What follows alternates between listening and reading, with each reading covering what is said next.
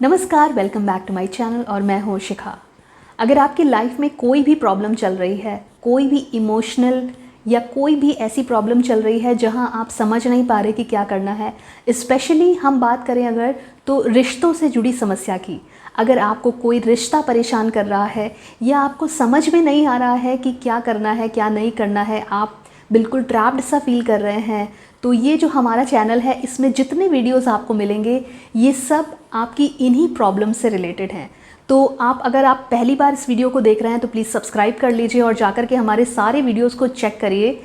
उनमें आपकी प्रॉब्लम्स का सल्यूशन आपको ज़रूर मिलने वाला है।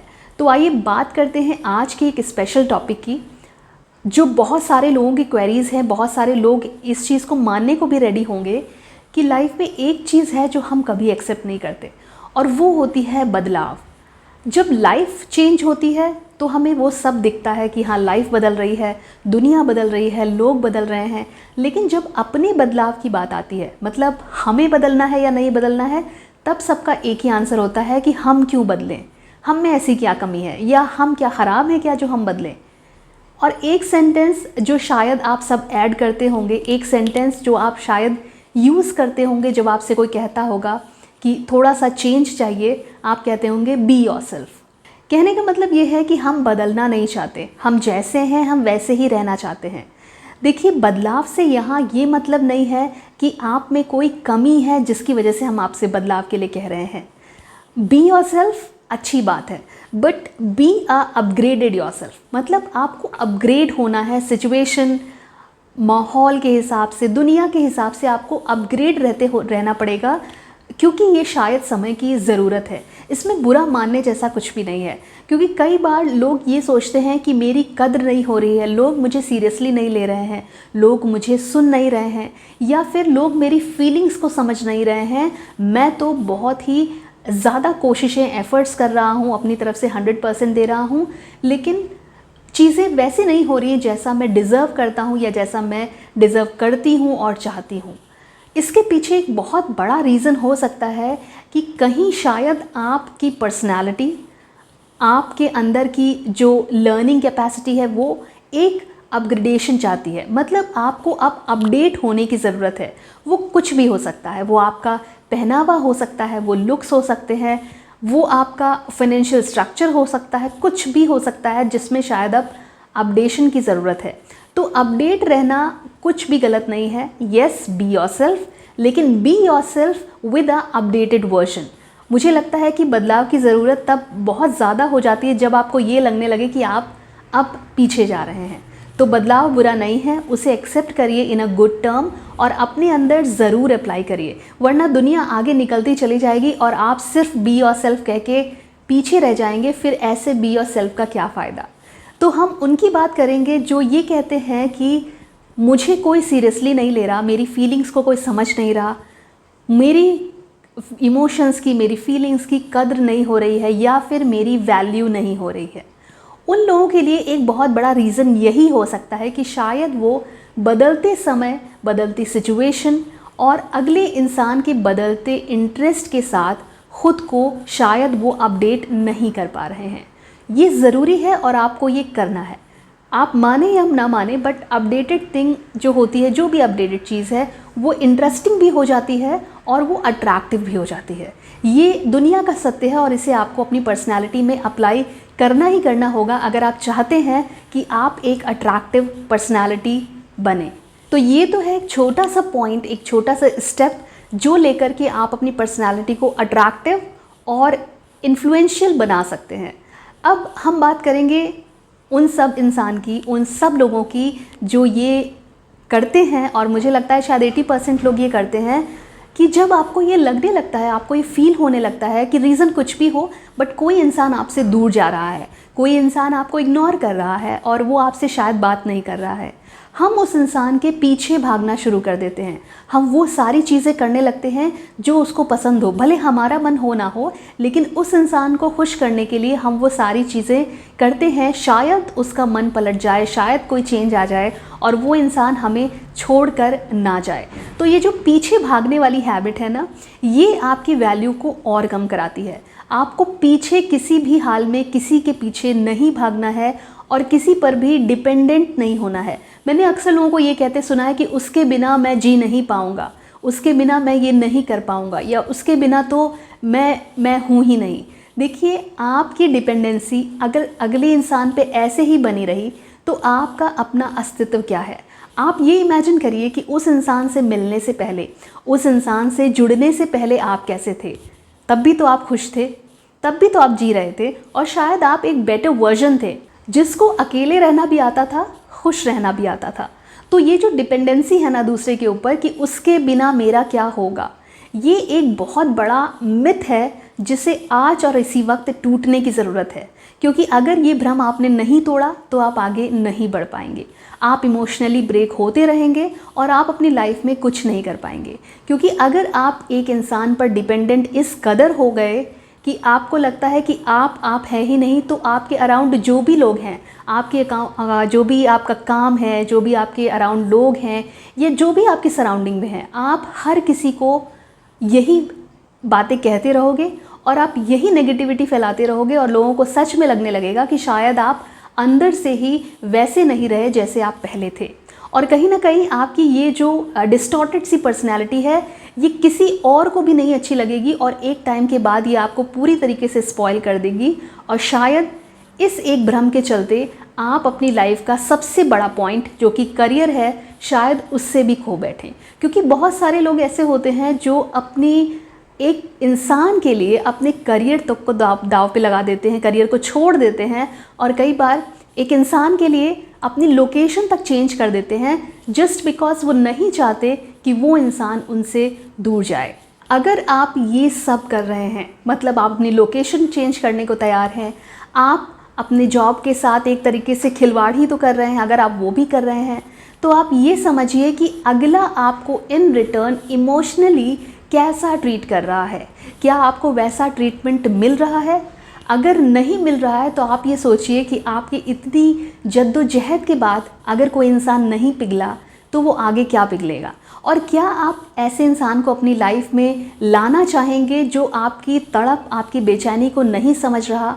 अगर वो आपकी लाइफ में मान लो आ भी गया, किसी मजबूरी के चलते, आपकी कोशिशों के चलते अगर वो आ भी गया, तो क्या ऐसा इंसान जो आपकी अभी कद्र नहीं कर रहा वो आपकी आगे कद्र करेगा? इस बात की क्या गारंटी है?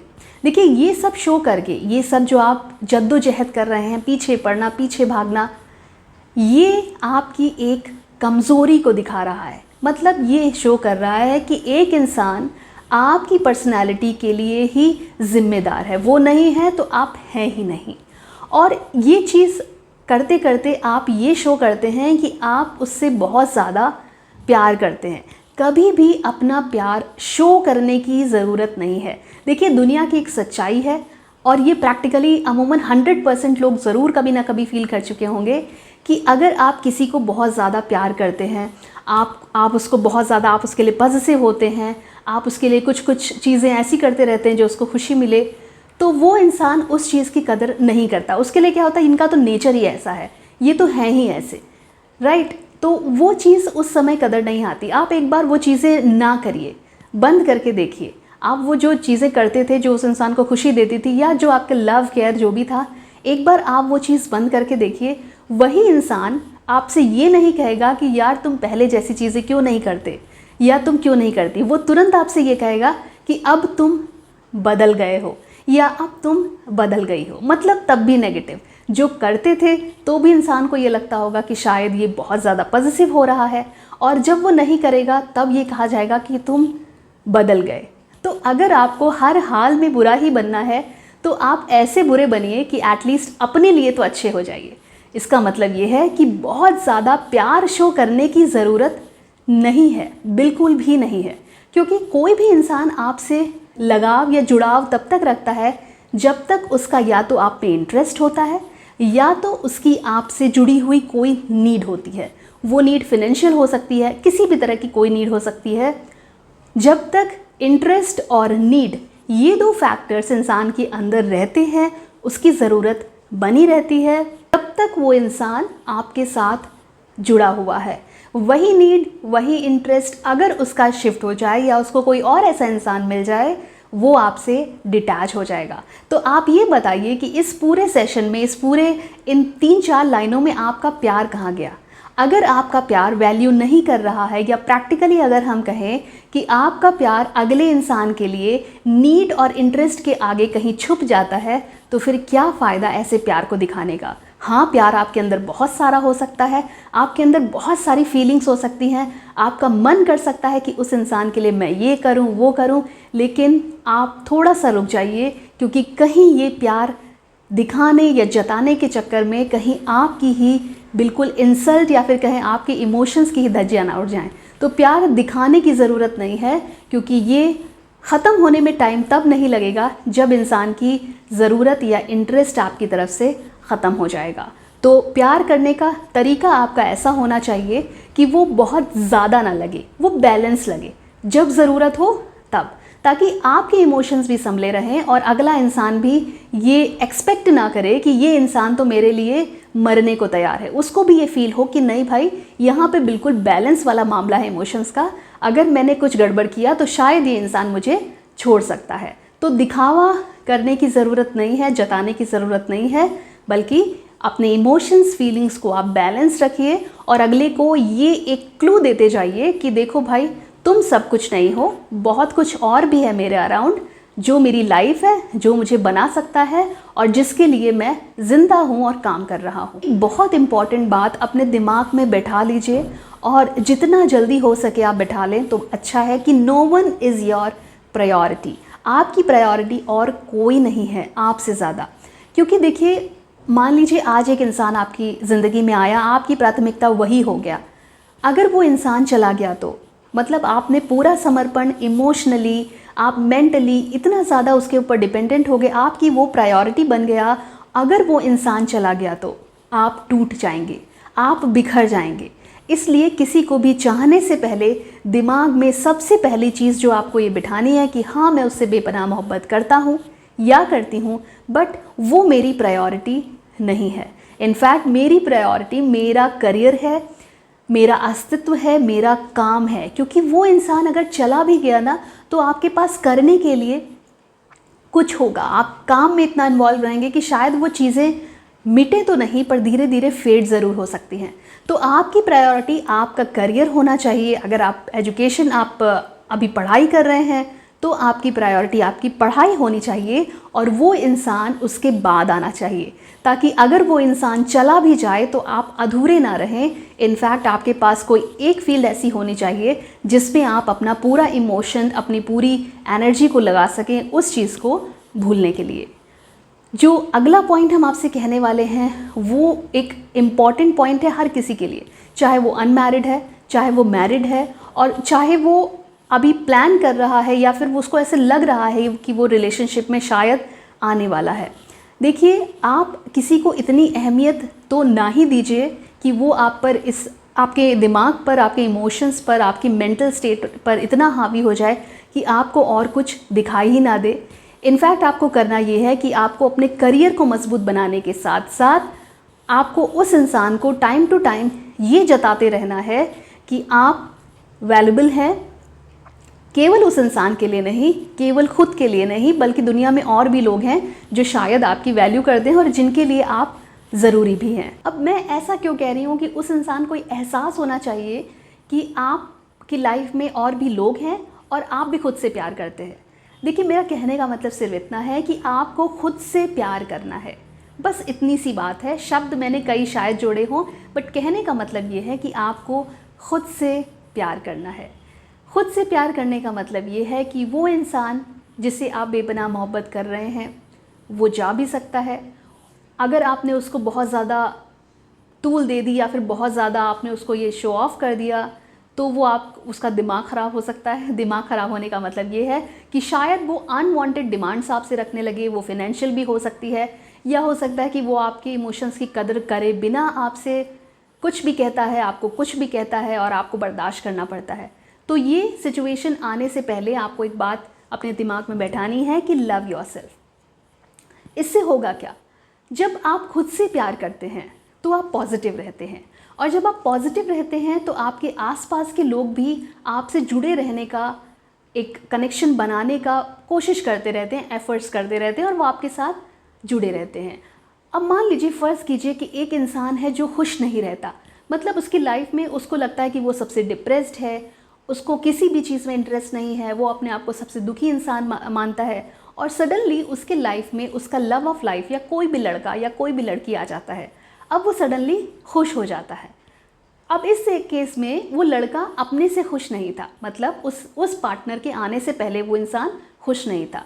इस खुशी को वो संजोना चाहेगा, इस खुशी को वो अपनाना चाहेगा और वो अब खुश रहने लगेगा।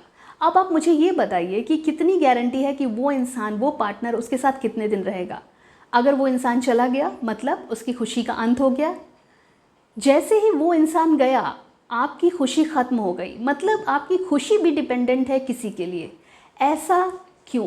अगर आप खुद से प्यार नहीं कर सकते, आप जिसके साथ भी जुड़ेंगे आप उसको भी परेशान ही करेंगे, मतलब आप उसको भी ये रियलाइज़ कराएंगे कि हाँ, लाइफ इतनी खूबसूरत नहीं है, लाइफ में ये है, लाइफ में वो है। आप नेगेटिव चीज़ें ही बताते रहेंगे, क्योंकि जो आपकी पर्सनैलिटी है वो ऐसी है कि आप तो अपने आप से ही खुश नहीं हैं।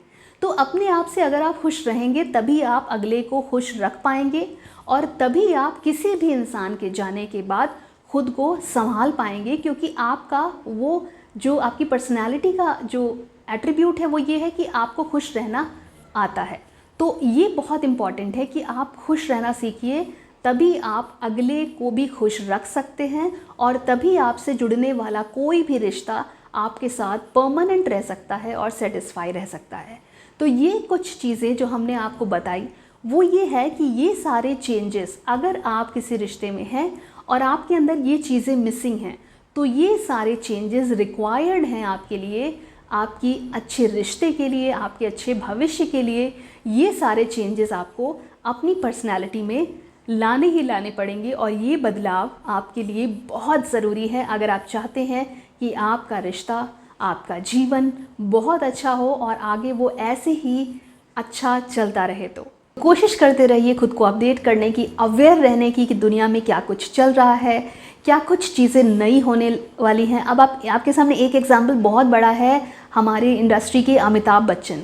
मतलब उन्होंने, अगर आप उनकी हिस्ट्री देखिए तो उन्होंने किस ज़माने में फ़िल्में करी होंगी, उन्होंने किस तरह के कपड़े पहने होंगे, उन्होंने किस तरीके का सिनेमा किया होगा, किस तरीके का उनका रहा होगा कल्चर उस टाइम पर, उनका क्या तौर तरीका रहा होगा। लेकिन धीरे धीरे समय के साथ उस एक पर्सनालिटी ने खुद को इतना अपडेट किया है कि आज सब लोग शायद उनके ज़माने के फेड हो गए होंगे, हालांकि वो सब अभी भी अमर हैं, जो चले भी गए या जो भी सिनेमा से जुड़े हुए जिनको हम जानते हैं वो सब एक ग्रेट पर्सनालिटी हैं। बट मैंने देखा है कि वो अपडेट होते होते आज भी उसी लेवल का काम कर रहे हैं जैसा कि वो शायद उस दौर में कर रहे थे। तो अपडेट होने का जो सबसे बड़ा एग्जाम्पल है वो यही है कि अगर आपको ज़िंदा रहना है, आपकी पर्सनैलिटी को ताउम्र ज़िंदा रहना है, तो अपडेट होना बहुत ज़रूरी है।